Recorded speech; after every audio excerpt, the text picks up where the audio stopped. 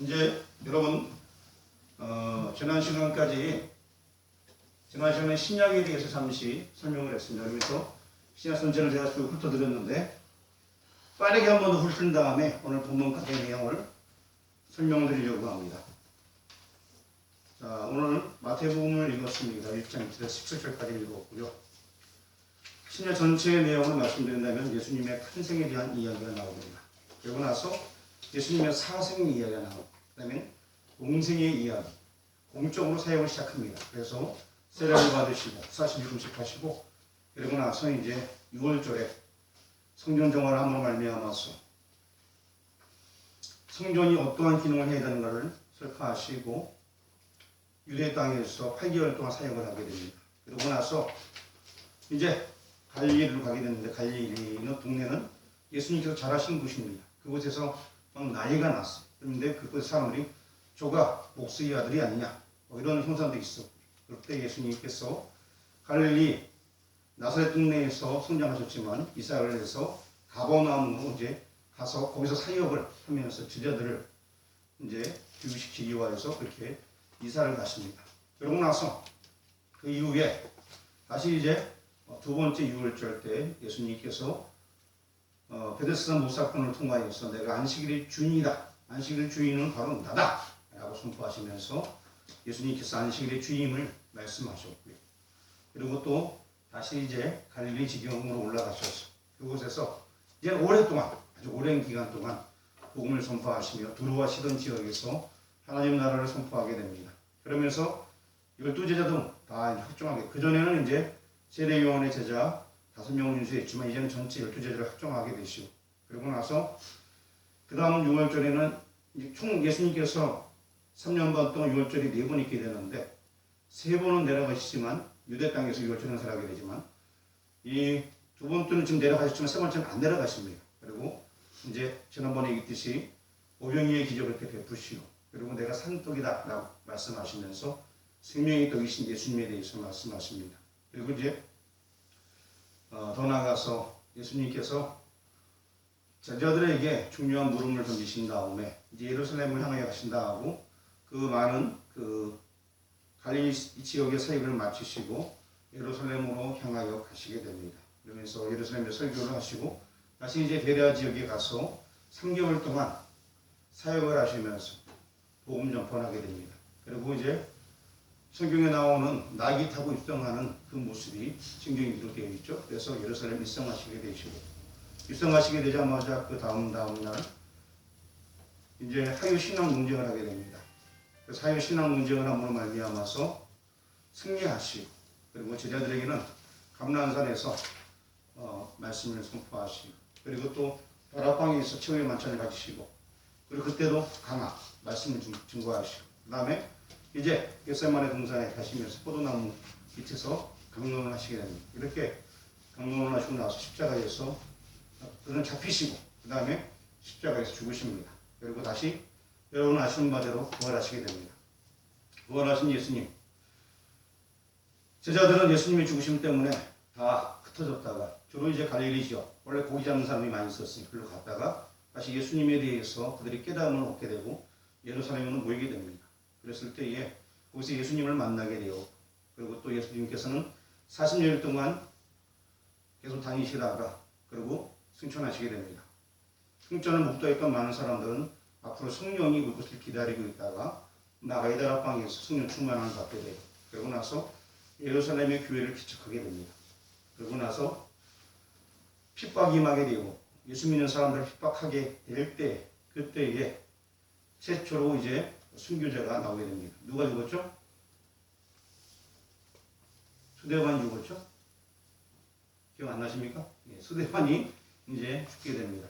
수데반이 죽음으로 말미암아서 끝나는 것이 아니라 그 후로 놀라운 일이 벌어지게 되었는데 사마리아의 교회가 생기게 되고 그리고 수리 안디옥에 이방 교회가 생기게 되고 이런 일이 있었습니다. 그리고 그 이후에 사도 바울도 회심을 하게 되고 이제 사도 바울이 아라비에서 약 2년 혹은 3년 정도 있다가 그 다음에 자기 원래 고향인 길리기아 다소에서 10년 동안 복음을 증거하다가 바나바의 권유로 수리 안디옥에 있는 교회에서 목회 활동을 돕게 되다가 결국에는 그가 이제 전도 여행을 가게 됩니다. 이방인의 사도로 부름받았습니다. 그래서 1차로 갈리 지역의 복음을 전하고 돌아오게 됐는데 그때 자기 제자 아벨과 같은 디모데를 만나게 됩니다. 죽을 뻔한 위기에서 디모데를 만나게 되어 그리고 돌아오게 되는 일이 있게 되고 2차로 에베소 지역을 가려고 했지만 성령의 부르심이 임해서 마게도냐 지역으로 가서 빌립보 그 다음에 데살로니가 교회 고린도 교회를 개척하게 됩니다. 그리고 나서 돌아오게 되는 것이 2차 선교여행이 돌아오기 전에 자기를 도왔던 브리스게와 아굴라를 에베소로 보내게 됩니다. 왜냐하면 3차로 전도할 때 에베소를 가지고 미리 그들을 보내게 되는 것입니다. 어쨌든 1차로 갔다가 돌아왔을 때는 예루살렘 공의회가 설득으로 말미암아서 이방인들에게도 복음이 전파되어지고 할례를 하지 아니해도 상관없다라는 그러한 예루살렘 공의 결정을 받아서 2차로 전도여행을 하게 되게 된 거고 3차로는 이제 에베소 지역에 복음을 전하게 되고 그리고 또 다시 마게도냐에서 고린도까지 가서 고린도에서 로마의 편지를 쓰게 됩니다. 앞으로 내가 이탈리아 쪽으로 복음을 전할 것 같은데 나에게 후원을 해다오라는 편지를 쓰게 되고 그리고 그가 잡힐 것을 알면서 모금한 많은 헌금을 가지고서 예루살렘으로 오게 됩니다. 혼자 오게 된 것은 아니고 여러 사람들을 나누어서 헌금을 가지고 오게 있고 자기가 잡힐 걸 알면서 선거 보고하기 위해서 예루살렘으로 돌아오게 되고 결국 예루살렘에 도착하여서 그는 선교 보고 잡히게 되어서 감옥에서 약 2년 정도 있게 됩니다. 그 2년 정도 있을 때 미결수로 있었지만 사도 바울이 로마 황제에게 청원서를 내므로 말미암아서 나중에 배를 타고 로마로 압송돼서 가게 됩니다. 사실 로마로 가는 것은 많은 돈이 들게 되는데 하나님의 은혜로 가게 된 것입니다. 그래서 로마 옥중에서 있으면서 편지를 쓰게 됩니다. 이게 뭐냐면 빌레몬서, 그 다음에 에베소서, 골로새서, 빌립보서 이런 것들을 옥중서 쓰느라 그러는데 옥중에서 이 편지를 쓰게 됩니다. 그러고 나서 이제 그곳에서 나와서 제 4차 전도여행이라고 하는데 그때 여행을 하면서 디도에게 편지를 보내게 되고 디모데에게도 편지를 보내게 돼서 디모데 전사가 쓰여지게 됩니다. 그리고 이 사도 바울이 다시 로마에서 2차로 감옥에 갇히게 됩니다. 그리고 나서 마지막으로 디모데 후서를 쓰게 되고 이제 그가 노년에 이르러서 하나님께로 부름받게 됩니다. 이것이 이제 사도 바울이 그동안 썼던 여러 가지 성경들이 이제 발생된 배경이 되게 되고 사도 바울이 총 13권의 서신서를 쓰게 됩니다. 그러고 나서 예수님의 동생이나 예수님의 제자들이 역시 성경을 남기게 되는데 예수님의 제자 같은 경우에는 히브리서는 정확히 저자를 알 수 없지만 히브리서, 그다음에 야고보는 예수님의 동생, 그다음에 베드로는 제자였고 베드로 전후, 그다음에 요한 같은 경우는 예수님의 제자죠. 요한 1, 2, 3서, 그다음에 유다는 예수님의 동생이고 그리고 또 요한계시록 예수님의 제자인 요한이 쓰게 되었습니다. 이렇게 예수님의 제자들이 성경을 남기게 되는 말미암아 신약 전체가 이루어지게 되게 되었습니다. 그래서 신약 전체의 역사는 그러하고요. 제가 지금 상당히 빠르게 얘기했습니다. 그래서 전체 흐름을 알아야 될 것을 말씀드렸고요. 지금 우리가 성경을 계속 매주마다 보아왔는데 맨 처음에 누가복음부터 보았어요. 제가요. 누가복음 1장 1절에서 5절까지 보았고 그 다음에 6절부터 조금 보았고 쭉 보다가 지금 누가복음을 보다가 중간에 마태복음을 좀 봤어요. 그리고 다시 또 누가복음을 보다가 오늘 또 마태복음을 또 읽은 거예요. 왜 그러냐면은 누가라는 사람에 대해서 여러분 알아야 됩니다. 마태, 마가, 누가, 요한을 사복음서라고 얘기합니다. 그럼 마태는 누구냐? 마태는 예수님의 제자 마태입니다. 그럼 마가는 누굴까요? 마가는 많이 들어봤는데 잘 몰라요. 마가는 마가 요한이라 불리는 사람이고요. 바나바의 승질, 바나바의 조카입니다. 그래서 사도 바울하고 1차 전도여행을 할 때 같이 동행했던 사람이에요. 그리고 마가의 사람한테 이 마가를 가르치는 거예요. 하지만 베드로보다는 한 조카뻘이에요. 그래서 베드로가 아들처럼 생각하는 그런 사람이었어요. 그래서 마태는 예수님의 제자였고 마가는 좀 약간 그 마태보다는 어리겠죠. 베드로의 조카뻘부터니까 베드로가 정말 아들처럼 생각했던 사람이에요. 근데 이 마가의 집은 마가의 어머니는 마리아라고 그러는데 어마어마하게 크고요. 우리가 마가의 다락방하게 되면 우리가 생각하는 우리 번역이 좀 그래서 그렇지 이게 손님을 모시고 대연회를 할 수 있는 큰 연회장과 같은 곳이에요. 어디 그 뷔페집 가게 되면은 아주 멋있게 되어 있는 그 로비 있잖아요. 그런 곳이에요. 마가의 다락방이. 우리가 생각하는 어디 2층에 조만한 곳이 아니라 그냥 손님을 모실 수 있고 잔치를 베풀 수 있는 대연회장과 같은 곳이에요. 그러니까 마가의 집이 굉장히 부자였어요. 이 마가 같은 경우에는 이제 베드로를 통해서 예수님을 소개받게 되고 예수님을 알게 되고 그로 인해서 나중에 복음 전하는 사역을 하게 되고 예수님에 대한 기록을 하였고 요한도 여러분 아시는 바와 같이 이 요한은 예수님의 제자 요한입니다. 그래서 예수님을 직접 보고 쓴 사람이고 그럼 누가는 누굴까요? 누가는 예수님을 본 적이 없어요. 나중에 사도 바울이 전도하다가 이제 마게도냐 지역에서 데살로니가 교회쯤에서 만난 사람이 누가가 되게 됩니다. 누가는 이 예수님에 대해서 듣고 나서 예수님을 독립하게 된 거예요. 과연 예수는 누구일까? 그는 누구일까? 그래서 고민하게 됩니다. 예수 그는 누구일까? 연구를 그리고 그분을 알게 되고 영접한 다음에 그분에 대해서 자세하게 기록하게 되었어요. 그래서 지금 신약을 우리가 예수님에 대해서 공부할 때 누가복음을 딱 중심에 두고서 누가복음이 없는 내용들을 끄집어 시간 순으로 연결한다는 거예요. 무슨 얘기인지 아시겠죠? 그래서 마태복음은 족부부터 시작하는데 누가복음 같은 경우에는 맨 처음에 시작할 때 대어별로 각각에게 인사하는 내용이 나와 있고 대어별로도 예수님을 영접한 사람 중에 하나인 것으로 도움되겠고요. 그런데 그 이제 5절 이하의 내용을 보게 되면 바로 세례 요한의 얘기부터 시작하고 있습니다. 누가복음에서는 왜 세례 요한을 끄집어내고 있을까요? 성경이 흐름이 똑같이 일맥상통하게 가기 위해서는 누가복음의 이 사복음서에 누군가 하나는 지금 세례 요한의 이야기를 꺼내야 돼요. 왜냐? 말라기서에 뭐라고 얘기했습니까? 맨 마지막에 뭐라고 얘기하고 있어요? 내가 내 사자를 보내리니라고 약속하고 있습니다. 엘리야를 보낸다고 얘기해요. 엘리야. 그 엘리야가 신약이 바로 세례 요한이란 말이죠. 그래서 엘리야를 보낸다는 약속을 하게 됩니다. 그 엘리야가 누구냐? 신약이 바로 세례 요한이었던 거예요. 주의 길을 예비하는 자. 성경을 찾아 설명할 시간은 없고요. 주의 길을 예비하는 그 세례 요한, 경계에서 외치는 자의 소리. 이사야부터 예언됐던 사람이 이 사람은요. 그래서 이 세례 요한이 온다는 메시지가 말라기서에 있었고 이사야에서 있었단 말이죠. 그래서 앞으로 엘리야를 보내라는 엘리야가 온다는 예언이 있었고 그래서 그 엘리야가 와야만 됩니다. 누가는 성경을 엄청나게 연구한 사람이에요. 예수님 못 봤기 때문에 더 연구를 많이 했겠죠. 직접 교체도 못 봤기 때문에 과연 그가 정말 맞는가에 대해서 누가는 또 의사였습니다. 상식적으로 이해 안 가는 이해 못하는 사람이 사람은. 그래서 엄청나게 연구한 보니까 성경 구약 성경에 메시아가 온다는 메시지가 있었다는 것이죠.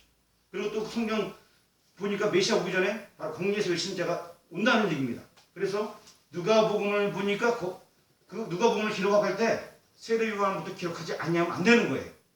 순서가 그렇게 되니까. 그래서 이 누가는 세례 요한을 먼저 기록하게 됩니다. 그리고 이 세례 요한의 출생부터 신기합니다. 엘리사벳이 입이 말을 못하게 돼요. 제사장이 없는데.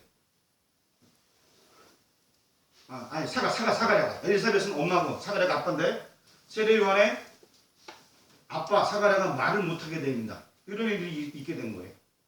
그리고 또 그가 꿈속에서 천사를 바라보는 말미암아서 이것이 그냥 된 것이 아님을 깨우치게 됩니다. 그 이후에 또 어떤 일이 있었냐? 그 다음에 여러분 잘 아시는 마리아에게도 천사가 나타나게 됩니다. 그러고 말미암아서 마리아도 천사를 만남으로 말미암아서 자기가 이제 예수님을 낳게 될 것을 알게 됩니다. 음성을 듣게 되는 것이. 그래서 가브리엘 선지자 그 천사를 만나게 되는 그런 일이 있게 되고 그 이후에 마태복음으로 다시 돌아오게 되는 마태복음에 보니까 요셉도 꿈에 현몽하여서 요셉도 알게 되는 그 이야기가 이제 마태복음에 등장하게 되는 것입니다. 이게 순서대로 딱 나온 거예요. 이렇게. 그래서 그 순서대로 이렇게 이어지게 되는 것이고요. 그 다음에 다시 누가복음에 오게 되면 실제적으로 이제 자기 그 언니 엘리사벳이 아기를 뱃속에 이제 갖게 되었어요. 그러고 나서 6개월쯤 되었을 때에 바로 마리아에게도 천사가 나타나서 이제 아기를 갖게 된다라고 메시지를 받게 됩니다. 그래서 한번 여기 앞에 보시길 바랍니다. 언니 엘리사벳은 이 유대 땅 산지에 살고 있었고 동생 마리아는 이 위쪽 갈릴리 나사렛 동네에 지금 살고 있었습니다.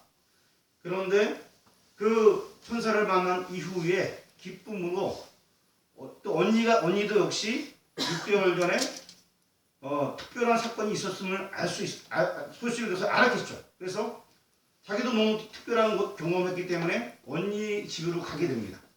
그러면서 이 사가랴의 집에서 엘리사벳의 집에서 3개월 동안 같이 있어요. 근데 이 언니 집에 갔을 때에 엘리사벳이 먼저 얘기하게 됩니다. 뭐 정말 감동돼서 뱃속에 아이가 뭐 태동하면서 놀라고 뭐 이런 얘기들 막 쓴 내용들이 누가복음에 다 나와 있어요.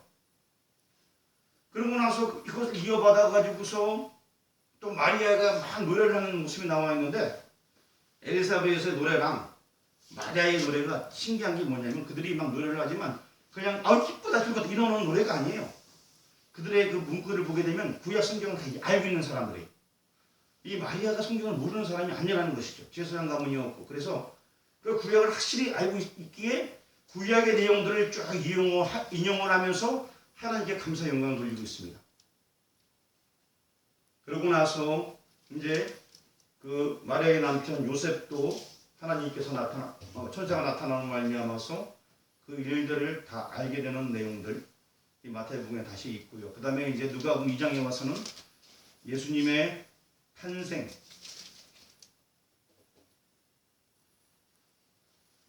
결국에 이제 누가복음 2장 오기 전에도 39절부터 보게 되면은 먼저 세례 요한의 탄생부터 나오게 되고요. 마리아는 3개월 동안 언니 집에 있다 돌아오게 됩니다. 그리고 불과 1개월 좀 지났을 때에 이제 세례 요한이 먼저 탄생하게 됩니다.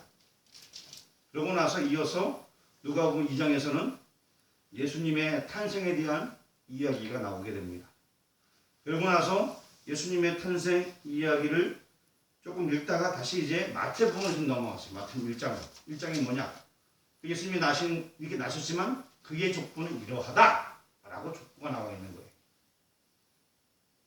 그래서 그 족보는 그냥 된 것이 아니라 하나님의 특별한 은총으로 되었다면서 아브라함과 다윗의 자손 예수 그리스도의 세계라 라고 마태복음 1장 1절부터 17절까지 쫙 지금 읽었던 이 부분들이 기록이 되어져 있는 것입니다.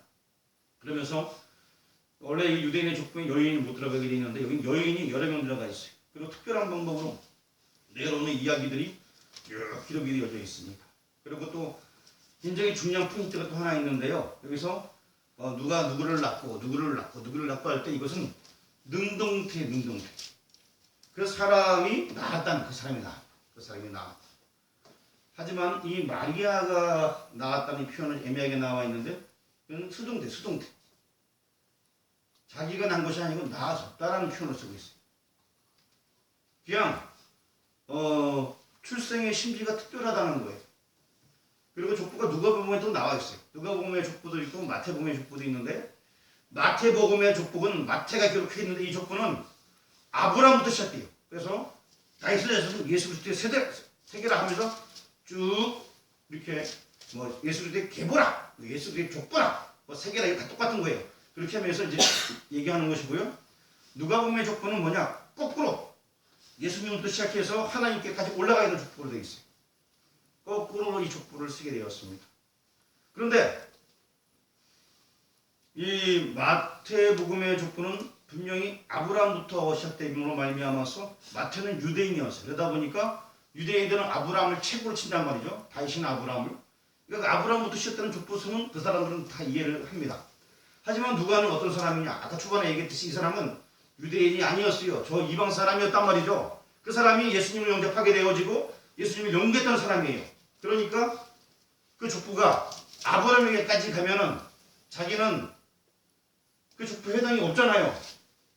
그 족보가 올라가서 결국 하나님에게까지 가야 되는 거예요. 노아로 가서 하나님께로 가야 돼요. 자기의 출생은 거기로부터 왔다라고 설명해 줘야 되는 거예요. 누가 입장에서는. 우리도 마찬가지예요. 누구와 같은 입장이에요. 우리 역시 마찬가지로 노아로 올라가서 하나님께로부터 내놓은 족보를 우리에게 왔다라고 설명이 맞는 거예요. 그래서 그 족보가 이렇게 좀 다른 부분들이 있습니다.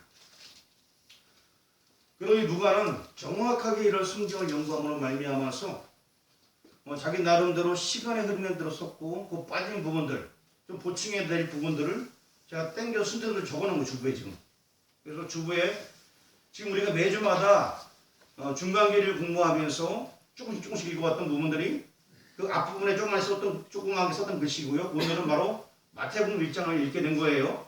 그리고 다음 주에 여러분들이 읽어올 부분들은 그 뒷부분의 내용들을 제가 적어놨습니다. 다음 주에는 그 뒷부분들에 대해서 제가 말씀을 드리려고 합니다. 주로 이제 거기는 예수님의 사생의 이야기도 포함되고 지금 탄생의 비밀에 대한 이야기를 좀 더 얘기해야 돼서 탄생의 비밀하고 예수님의 사생의 이야기를 말씀드릴 거고 그 다음에는 이제 공생의 이야기로 들어가게 될 것입니다. 성경에 나와 있는 모든 것들은 역사적인 사실이고요. 그리고 또 그 당시에 성경을 연구했던 누구와 같은 사람들도 그 사실을 보면서 놀라지 않을 수가 없는 거예요. 예언이 그대로 이루어졌고 그리고 누가라는 자기 자신도 이방인이지만 결국에 구원받는 자녀가 되었다는 그 사실을 알게 되었을 때 그는 굉장히 기뻤을 것입니다. 오늘 믿음 생활하는 우리 여러분들 우리는 다 하나님께로부터 출발한 인생들입니다. 우리의 시조는 하나님이십니다. 그분만 믿으면 그분의 말씀만 따라가면 우리 인생이 보장받게 되고요. 또 그 하나님은 어제나 오늘이나 동일하신 하나님이시고 오늘도 불꽃 같은 눈을 자고 우리를 지켜보고 계십니다. 기도하겠습니다. 사랑하는 하나님 감사합니다. 오늘도 말씀 주시니 감사합니다. 주신 말씀 속에서 주님을 찬양하며 주님을 기뻐하며 주님만 바라보며 승리하는 우리를 되어질 수 있도록 인도하여 주옵소서. 성경의 모든 일들 역사가 살아있는 역사입니다. 하나님은 지금도 살아서 역사하심을 온전히 믿고 날마다 하나님 앞에 선 나의 모습을 발견하며 부족한 없는 삶을 살아갈 수 있도록 인도하여 주옵소서. 예수님의 이름으로 기도합니다. 아멘. 찬송가 54장 찬양 드리겠습니다. 54장입니다.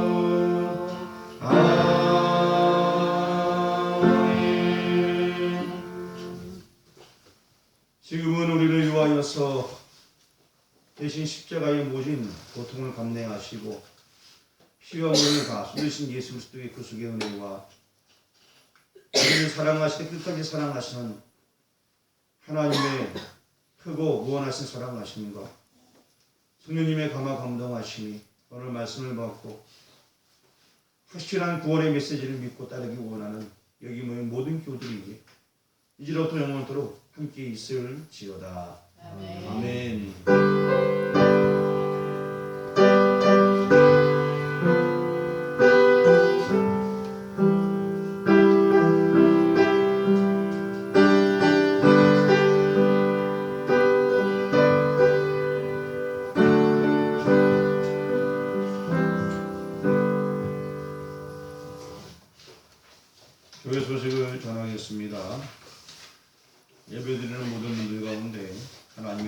충만히 넘쳐나기 원합니다.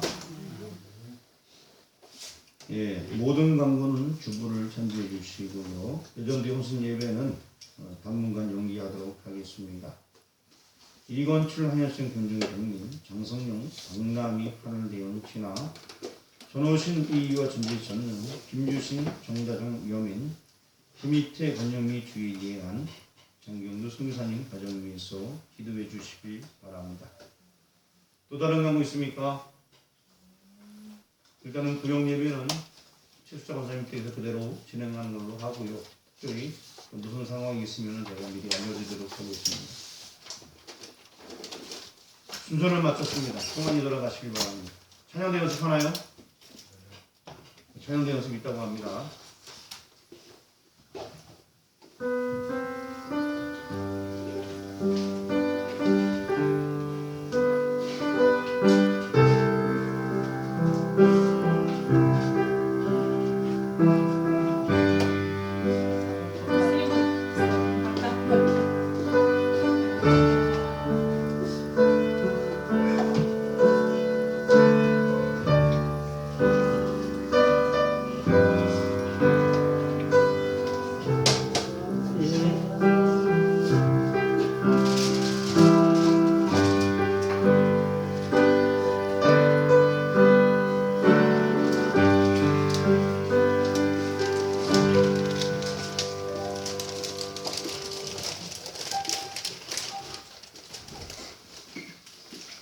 과장님사님 감사합니다. 조심히 들어가세요.